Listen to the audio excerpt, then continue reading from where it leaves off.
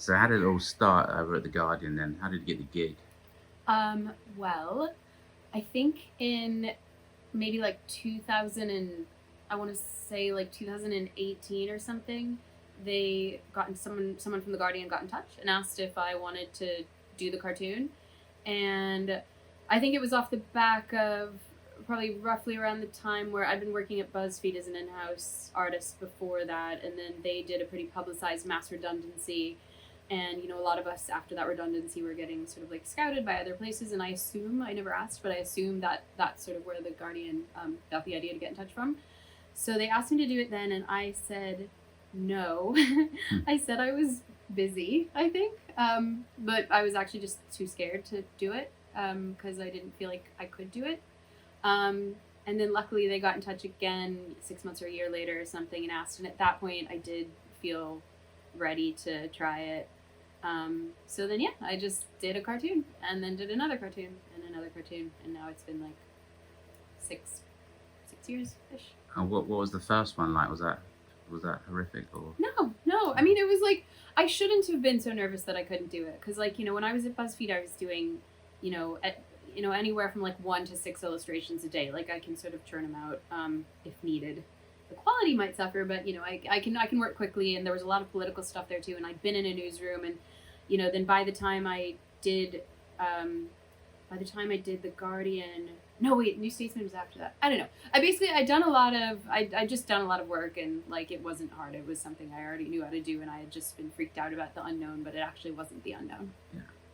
And how does it work with your deadlines and stuff? How long in advance do you know you're going to be in, for instance?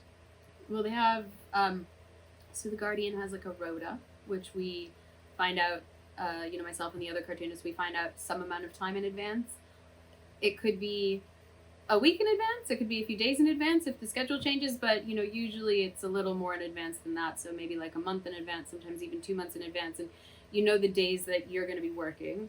Obviously, you don't know what the news is going to be that day, so you wake up that day knowing that you're on schedule, check the news, write some jokes about it. But well in advance when you're scheduled to need to check the news and write some jokes. And is that so? You send roughs to the chaps at the Guardian, or I do not send roughs. no? Do you? I send way too many roughs. I do not send roughs. I send an idea. I send a written idea, and then they okay it from the written idea. I'm much better at explaining myself through writing before I get into the drawing part. Like my early drawings just will look nothing like what the cartoon is going to end up looking like, and I think visually, but I explain better with words. And yeah, so I send in like a detailed description of what the cartoon is going to be, and then I just go straight at it. And then at the end of the day, they have me make any edits as needed. But because the words in the picture lines up pretty well, it's that's just my method, and they're okay with that, I guess. How hard is it to have to amend your ideas? Because you're kind of Photoshop. Well, I say Photoshop artist. That's bad. That's actually that makes me sound like sounds terrible. like a digital. I mean, I don't know what that makes me sound like. But I mean, we'll get into your processes later. Yeah. But how hard is that to kind of like suddenly have to change stuff? It's pretty easy. Yeah. Yeah. I mean, like there's different kinds of changes. If someone's asking you to remove something or change a color or just change like someone's arm position or something, that's fairly straightforward. I mean, editors know not to ask you generally to do things like, can you make the person turning, the other way? Because, that's a bigger change, and that would require like a complete redraw. But yeah, I mean, as long as it's a fairly simple change, it's pretty straightforward to do, and it's all part of the process. So in terms of your process, do you work digitally or?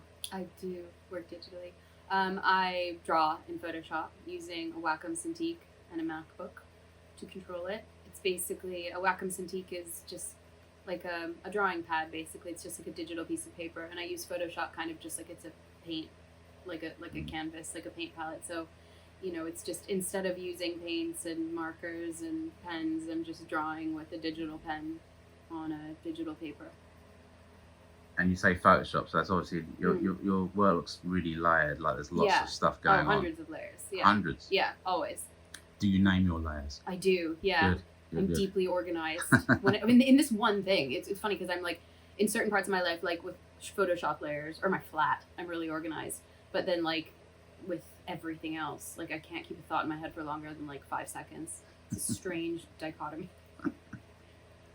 That's probably why I named the layers though, because like I would never be able to keep track otherwise. I lose all faith in what I've done about an hour after I finished it. Really? Yeah. I hate it. Oh no. I mean, yeah, I guess after I finish something, that's when I start to see all the mistakes in it. Because when you're up against a deadline, you're just trying to get it done to the best quality that you can in the time that you're given. But, you know, especially with the Guardian, you know, where you start in the morning and you need to file by, you know, later in the day, you don't have time to, like, think through all the mistakes you've made and, you know, you have time to think through some, but inevitably there are some there. So yeah, I always notice them later and then find that really annoying, or like think of a slightly better way I could have like done a joke or set something up. But it doesn't really bother me that much. Like I think I have a very like pretty healthy relationship with my work. Like, you know, I'm just like, okay. You know, I guess the nice thing about political cartoons is they're on the day, they're of the time. Like, you know, they don't need to be they don't need to be something that is gonna be some artwork to like last through the ages. They just need to be relevant that day, and so I'm not super hard on myself for that, you know. Do you ever have the issue of Trump where he kind of you'll do a Trump cartoon and the next day it's completely different because he's changed his mind on the subject that you're Sure, but I'm a daily cartoonist. Like my job is to comment on the news that day, and I feel like that's the nature of it. It's just the nature of it. Yeah. Is there anyone in particular you love to do or love to get? I've said this before, and it's still really my only opinion on who I'm drawing. I fucking hate drawing beards. They take forever. Like, they take fucking forever. And so as long as the person doesn't have a beard, I'm much happier. I'll never be able to draw you. You've got the hardest kind of beard to draw because it's, like, not long enough that you can just be like, it's this, I hate drawing this, it's so hard. It's just differentiation in colour, isn't Exactly, and you have to put so many colors in. Like, you can, you know, with hair, you can just sort of, like, stick it on top, and people get it. But, like, with beards, they take ages. Yeah. So, other than that, no. I mean, like, do you know who I don't like drawing is Keir Starmer, because his face isn't, it's not, like, it's interesting because he has a distinct face, but I find for some reason when I draw it, I have a really hard time making it look as distinct as it is and looking like himself. Like, it's maybe that he doesn't have enough exaggerated features that I find him a bit harder to do. Also, you know, I use a lot of photo reference. Like, I look at loads of photos of the people that I'm drawing, and I've noticed with him, he's one of those politicians that often doesn't look like himself in his photos. Like, there's certain politicians that they always sort of look like themselves. Like, Trump always kind of looks like himself. Johnson always sort of looks like himself. Like, but for some reason, Starmer, a lot of times, when put into two dimensions, just doesn't quite look like himself. He always looks slightly worried. That he does, yeah. But I think it's because he just is he's very neutrally, he has a neutral expression almost always. There's not many pictures out there of him, like, making a big emotion. Yeah. And it's also quite hard, I always find, because he's got a nose that points in the opposite direction. Slightly. And trying to get that right on a 2D drawing is quite hard.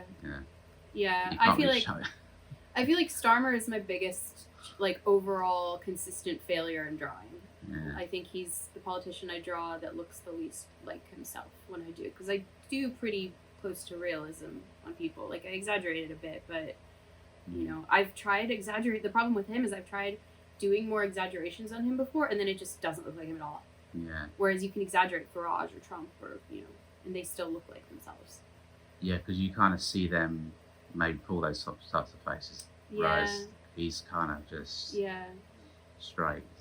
He just doesn't really look distinct enough to do the exaggeration, at least in the way that I've seen other people do it well, but I find him hard. Let them eat a very tiny bit of cake. It's Starmer in front of a giant cost of living cake patterned with the Union Jack, and he's cut out two tiny, tiny little pieces. And one says scrap child benefit cap, and then with an asterisk maybe, and then the other one says winter fuel repayment, and then an asterisk for some, and then a double asterisk also maybe, and then you've got a Farage as just like a chancer jumping out of the cake like a surprise because of this particular day.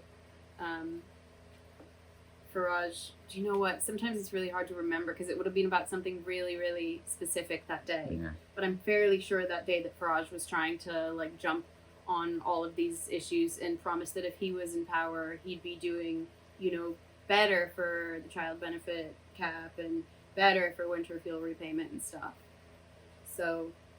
And as you said about Starmer and that face, you've managed to get him sort of beautifully pursed his lips there. Yeah.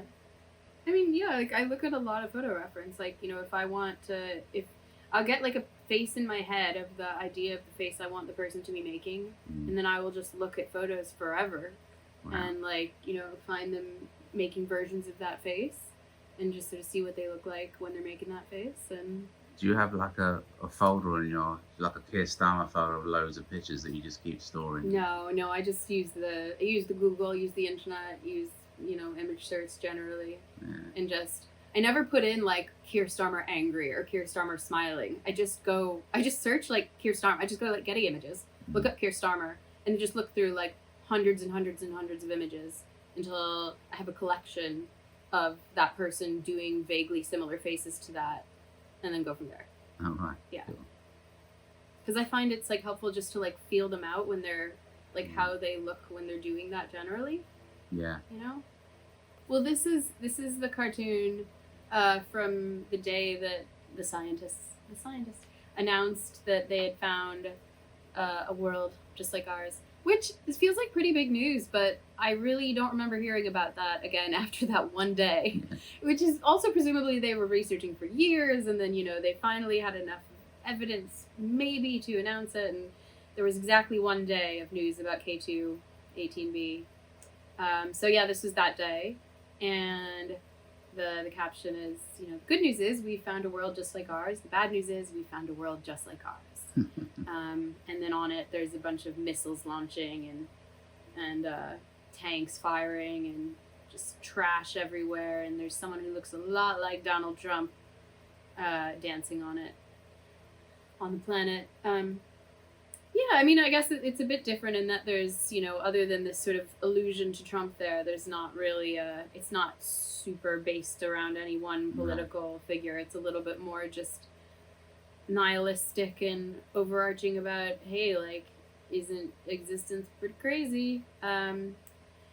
Which is, like, probably, I like doing that kind of stuff more. I like something like this because it's gonna have more staying power, if it ever were. I don't really have a huge belief that what I do has staying power, but there's the potential for this to be relevant for longer than just that one day is better than, if it's something very specifically related to something that someone said or did or like a policy change or something.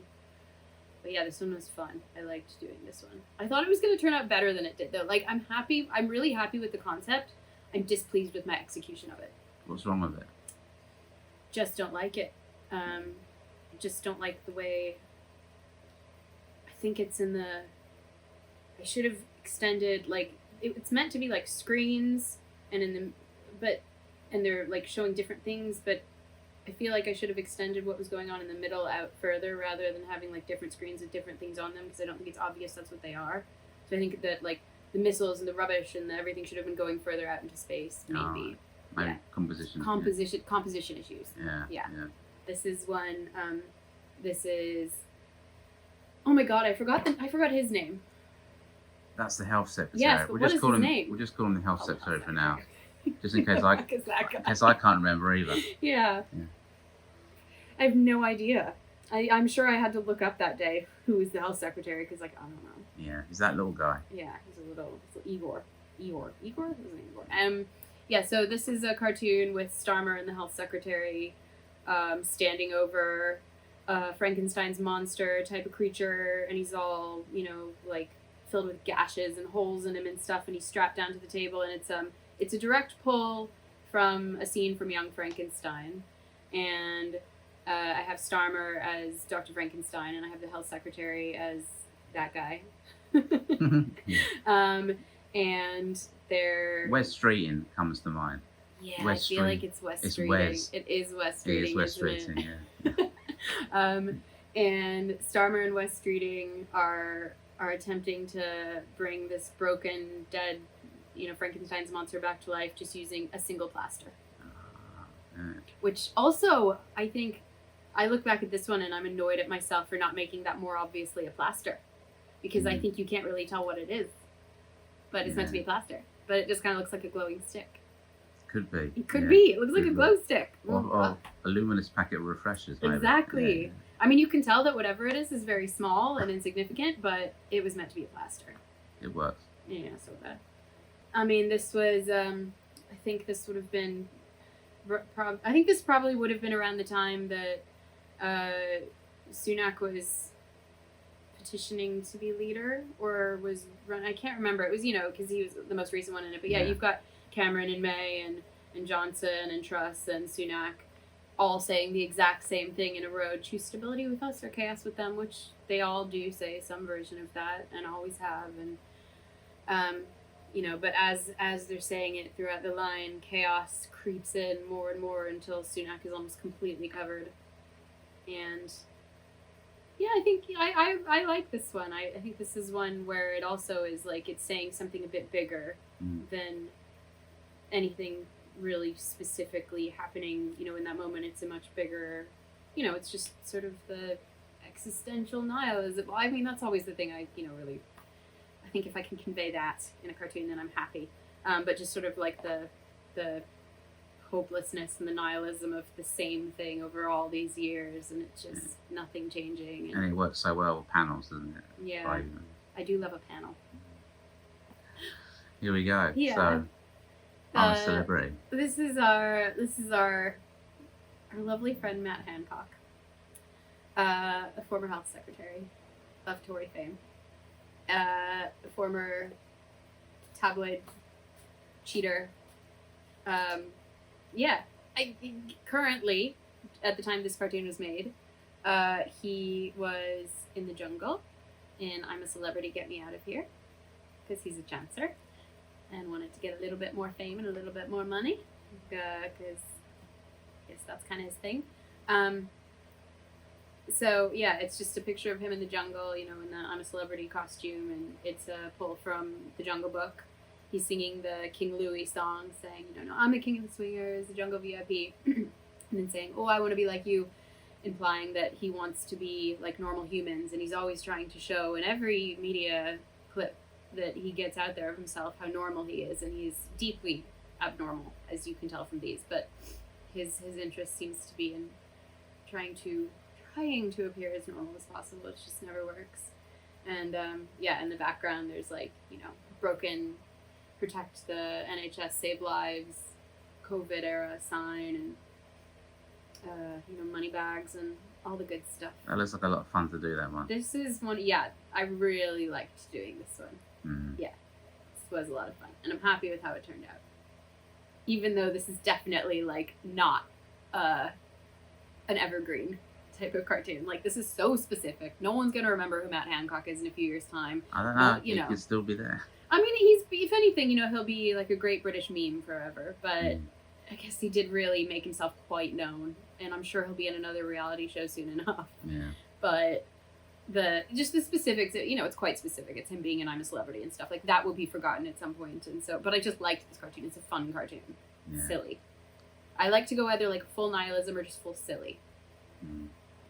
So this job was from back in 2014.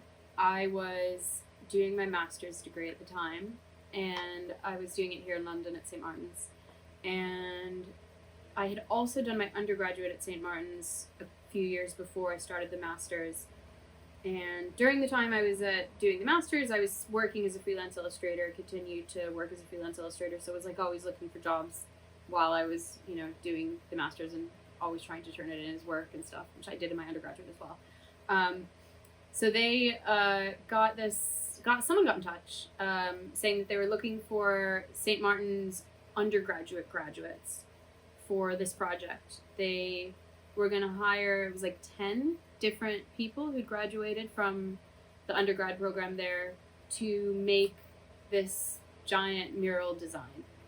and then they would choose the one that they liked the best to then be used to be printed 30 meters wide to cover the old St. Martin's building on Charing Cross Road while it was being turned into the new Foyles building. And so, you know, they all paid us to make something, and then they chose mine, and then they paid me more.